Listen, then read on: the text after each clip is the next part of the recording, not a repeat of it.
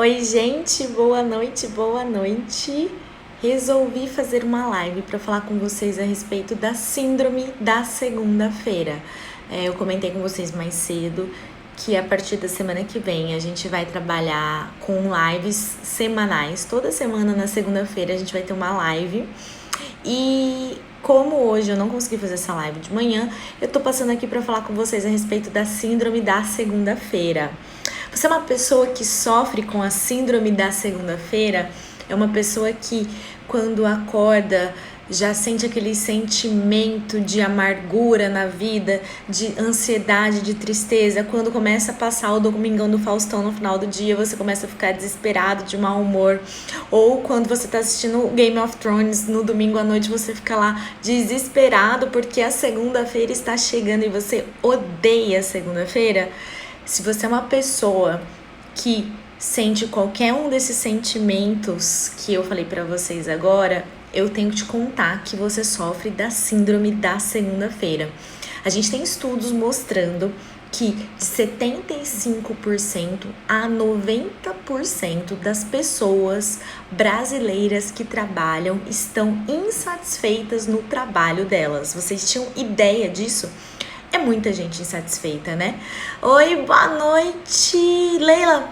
Beijo pra Belém do Pará. Tudo bem, querida? Tudo bem, Denise? Boa noite, Bru. Boa noite, Mariana. Boa noite, Leila. Tudo bem com vocês, Tânia? Boa noite pra todo mundo. Então, gente, eu queria falar pra vocês sobre isso, sobre a síndrome da segunda-feira. A síndrome da segunda-feira, ela afeta muitas pessoas, porque imagina, se 70%, 75% das pessoas que trabalham estão infelizes com o que elas fazem, imagina o tanto de gente que sofre com a síndrome da segunda-feira. E essa síndrome da segunda-feira é algo tão sério, parece bobeira, mas não é. Porque ela atinge a sua fisiologia, ou seja, ela altera todo o funcionamento do seu corpo, todo o funcionamento dos seus hormônios. A partir do momento em que você trabalha com aquilo que você não gosta, você começa a produzir sentimentos de raiva, você começa a produzir sentimentos de insatisfação, você começa a tratar as pessoas mal, você começa a ser grosso, mal educado, impaciente, e todos esses sentimentos vão gerando uma angústia, vão gerando um aperto no peito, né?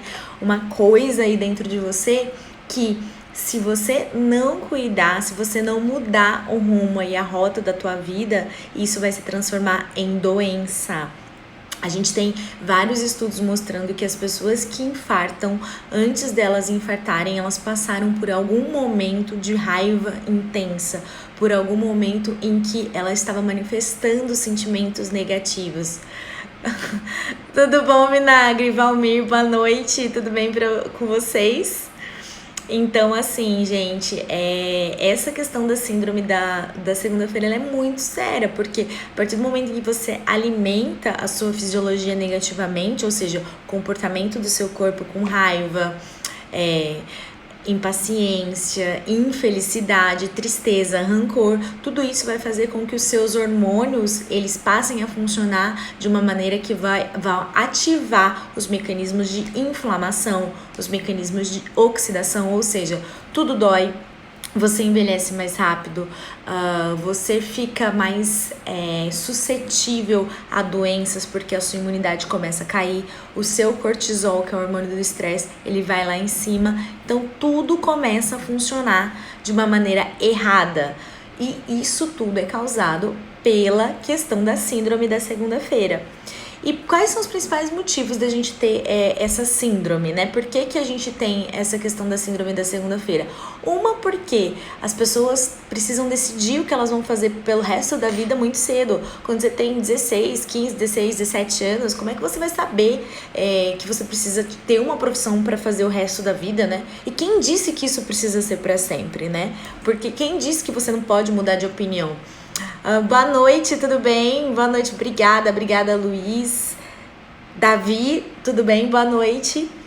E aí, essa escolha cobrada da gente muito cedo é algo que acaba atrapalhando a vida da pessoa, porque isso vai trazer uma infelicidade pro resto da vida dela. Então, um conselho que eu dou pra vocês: não cobrem os seus filhos adolescentes de terem que escolher uma profissão com 15, 16, 17 anos. Eu falo que eu tive muita sorte de ter encontrado o meu dom, né? O que eu faço hoje é algo que me fez. Eu falo que eu nasci para isso, eu nasci para ser médica, e aí eu encontrei, junto com a medicina, a questão do marketing digital, que é a minha outra paixão aí, que vocês sabem, muito cedo, né? Então eu falo que eu dei muita sorte, porque eu já sabia qual que era a minha vocação, eu já sabia qual que era a minha missão. Só que é diferente de outras pessoas, que a maioria não conseguem encontrar o seu caminho para poder saber o que elas vieram fazer aqui. E aí ter que escolher uma profissão com 16, 17 anos é muita maldade e é muita cobrança. Então não façam isso com os seus filhos. Não deixem que essa decisão seja algo que seja determinante pro resto da vida dele, porque você pode estar fazendo, só pelo fato de você achar que é importante que ele tenha um diploma, um papel da faculdade, você vai estar fazendo bem pra ele. Só que não, você pode estar alimentando uma insatisfação pro resto da vida dele, e isso vai se transformar em doença. É o que eu falo dos sintomas emocionais, né? Existem sintomas que a gente não tem sintoma físico, isso não reflete num exame laboratorial, mas a pessoa, ela está doente. São sintomas emocionais, são sintomas espirituais, são sintomas mentais. Por que você acha que existem 300 milhões de pessoas com depressão hoje? Por que existe um nível de suicídio cada vez maior? Justamente porque esses sintomas emocionais, esses sintomas espirituais, eles não são olhados. E isso é um reflexo que dá pra ver dentro da nossa sociedade, quando eu te falo que 75%, sendo otimista, tá? O nível de pesquisa que eu vi é entre 75% e 90% das pessoas que trabalham são infelizes com aquilo que fazem. E isso vai reverberar na saúde dessa forma, como eu falei pra vocês. A Mari perguntou: o cortisol de manhã tem um valor elevado naturalmente? Ou seja, é um indício de estresse? Mari, sua pergunta é muito boa.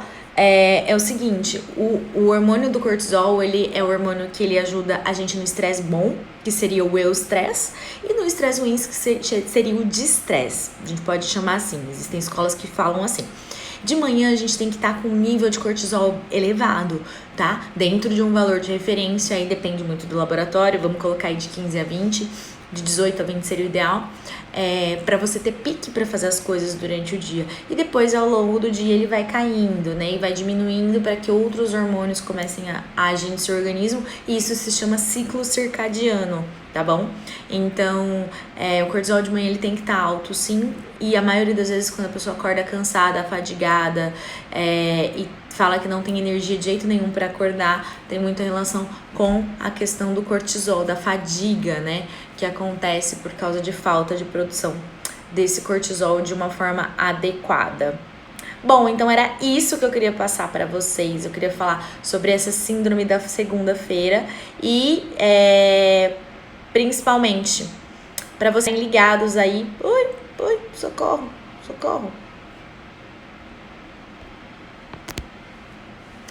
Voltou. Para vocês ficarem ligados aí nas nossas livezinhas de segunda-feira, a partir de semana que vem, não vai ser à meia-noite, tá? Vai ser em horário normal, ainda não defini o horário, mas provavelmente vai ser de manhã. E vão ser lives em que eu vou abordar o assunto das pessoas que estiverem aqui comigo, daquilo que vocês estiverem pedindo, tá bom? Um beijo grande para vocês, uma ótima noite e até amanhã.